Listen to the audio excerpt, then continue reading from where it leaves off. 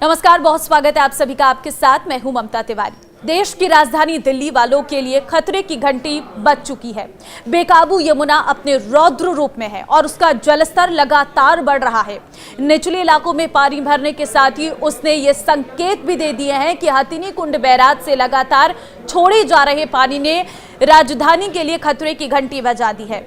हथिनी कुंड से छोड़ा गया 3,29,000 क्यूसेक पानी अगले 48 घंटे में दिल्ली पहुंचेगा, मगर उससे पहले ही नदी का पानी यहां की रिहायशी गलियों तक घुस गया है।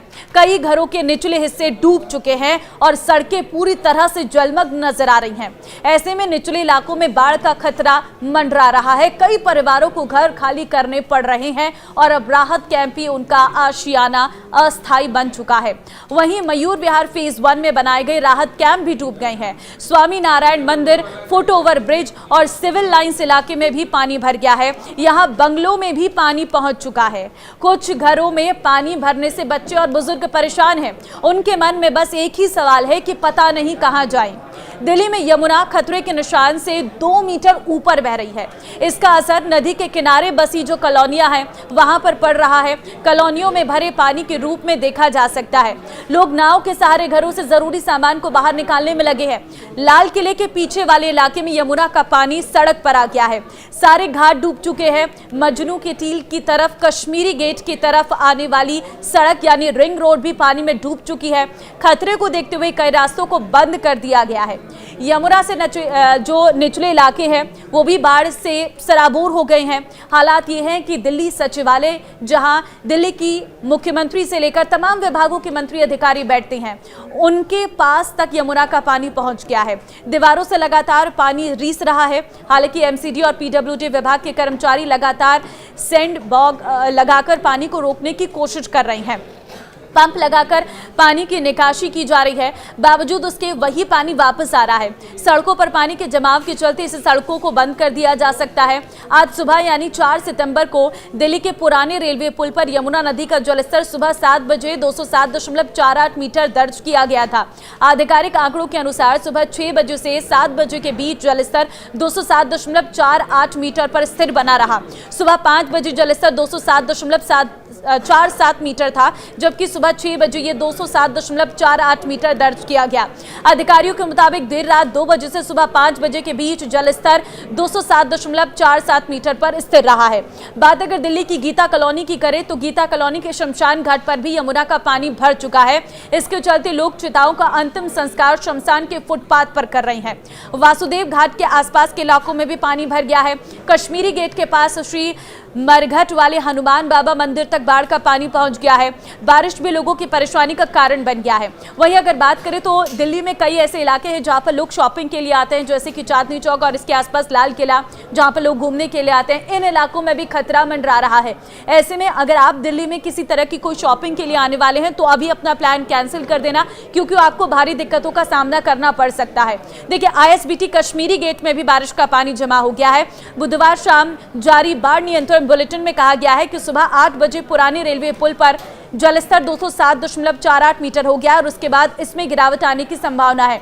पुराना रेलवे पुल नदी के प्रवाह और संबंधित बाढ़ के खतरे पर नजर रखने के लिए एक प्रमुख बिंदु के रूप में कार्य करता है। इन सड़कों पर आवागमन प्रभावित यमुना बाजार के पास फ्लाईओवर अंडरपास में यमुना का पानी भरने के कारण बंद कर दिया गया है। आईएसबीटी के पास रिंग रोड पर बरसात का पानी भर गया है। राजनिवास की ओर जाने वाला रास्ता जलमग्न होने की वजह से बंद है। आईएसबीटी से शाहदरा की तरफ जाने वाली फ्लाईओवर की शुरुआत में एक डीलक्स बस खराब खड़ी है, जिसकी वजह से जाम लगने लगा है। रिंग रोड से गीता कॉलोनी की तरफ लोहे के पुल जाने वाले अंडरपास को बंद कर दिया गया है। यमुना किनारे बने डीडीए के वासुदेव घाट का पानी रिंग रोड भी जाम हो गया है। यमुना के जलस्तर और जल भराव के चलते रिंग रोड पर पानी भरने की वजह से चांदीराम अखाड़े के पास सीएनजी पंप को फिलहाल के लिए बंद कर दिया गया है। बारिश का असर दिल्ली की सड़कों और बुनियादी ढांचे पर भी दिख रहा है। NH-44 पर अलीपुर के पास बना फ्लाईओवर धंस गया है। हादसे में एक 3 व्हीलर फंस गया और उसका ड्राइवर घायल हो गया। हादसे के बावजूद वहां से गुजर रही गाड़ियों की आवाजाही नहीं रुकी। स्थानीय लोगों का कहना है कि फ्लाईओवर के नीचे की मिट्टी लगातार कट रही है और यदि समय रहते ट्रैफिक रोका नहीं गया तो बड़ा हादसा हो सकता है। स्थिति और खराब तब हो गई जब राहत के लिए बनाए गए कैंप भी पानी में डूबने लगे।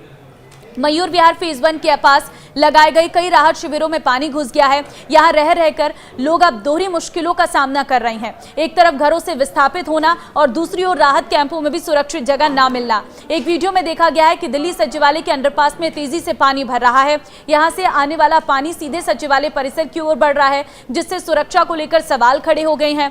प्रशासन ने दावा किया है कि लगातार निगरानी रखी जा रही है और जरूरत पड़ने पर ट्रैफिक डायवर्जन सहित कई अन्य कदम उठाए जाएंगे। फिलहाल जलस्तर स्थिर है। यदि आज रात भी बारिश होती है और वो दौर लगातार जारी रहता है तो नदी का जलस्तर और बढ़ सकता है। इससे दिल्ली में निचले इलाकों की स्थिति और बिगड़ सकती है। जलभराव से यातायात व्यवस्था चरमरा गई है। वहीं सरकारी दफ्तर, आवासीय कॉलोनी, बाजार में लोगों को परेशानी का सामना करना पड़ रहा है।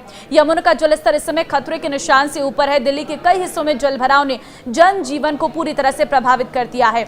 ITO चौराहे से लेकर अलीपुर फ्लाईओवर और मयूर विहार तक हालात काफी गंभीर बने हैं। राहत कैंप तक पानी घुसने से प्रशासन की तैयारी पर भी सवाल उठ रहे हैं। यदि आने वाले दिनों में बारिश का सिलसिला इसी तरह से जारी रहा तो स्थिति और भी भयानक हो सकती है। दिल्ली सरकार के irrigation and flood control department के मुताबिक 1978 की बाढ़ यमुना नदी के उपलब्ध इतिहास में दर्ज की गई है। सबसे बड़ी बाढ़ थी जो 5-6 सितंबर 1968 को दिल्ली पुराने रेलवे पुल पर 207.49 मीटर दर्ज की गई थी, जिसमें 7,175 क्यूसेक का जो जलस्तर है वो दर्ज हुआ था। पल्ला गांव और बवाना एस्केप आउटफॉल के बीच दायां सीमांत बांध भी टूट गया, जिससे अलीपुर ब्लॉक का एक बहुत बड़ा क्षेत्र और आदर्श नगर, मॉडल टाउन, मुखर्जी नगर जैसी शहरी कॉलोनियां गहरे पानी में डूब गई। लगभग 10 करोड़ रुपए के नुकसान का अनुमान था। 18 लोगों की जान चली गई और हजारों लोग बेघर हो गए। बाएं किनारे पर भी शाहदरा सीमांत बांध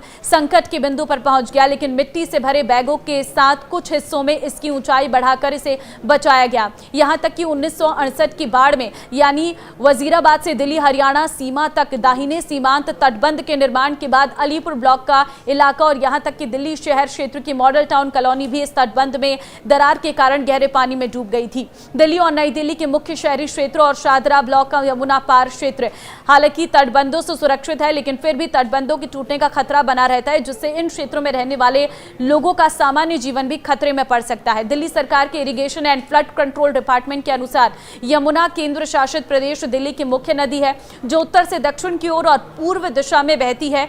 यह नदी एक जलोढ़ नदी है और इसलिए इसमें घुमावदार प्रवृत्ति है। अतीत में इस नदी ने बाढ़ के मौसम में बड़े क्षेत्रों को जलमग्न करके और दिल्ली वासियों के सामान्य जीवन को अस्त व्यस्त करके केंद्र शासित प्रदेश दिल्ली में गंभीर बाढ़ की समस्या पैदा की है। फिलहाल ये वीडियो आप सभी लोगों के साथ शेयर कर दीजिए ताकि लोगों को दिल्ली के हालात के बारे में पता चल सके और वो दिल्ली आने का अगर कोई प्लान बना रहे हैं तो अपना प्लान कैंसिल कर सके। और दिल्ली वाले, अगर आपके पास कोई जरूरी काम नहीं है तो घरों से मत निकलिए, क्योंकि बाहर बहुत खतरा है। फिलहाल के लिए दिल्ली की मेट्रो की कुछ सेवाओं को भी लगातार बदला जा रहा है। दिल्ली में जो यमुना बैंक मेट्रो स्टेशन है वहां पर सेवाओं को रोक दिया गया है, क्योंकि वो इंटरचेंज है और वहां पर यमुना का पानी स्टेशन के अंदर तक पहुंच गया है। फिलहाल ये वीडियो सभी लोगों के साथ शेयर जरूर करें, कमेंट में अपनी राय भी जरूर दें। नमस्कार।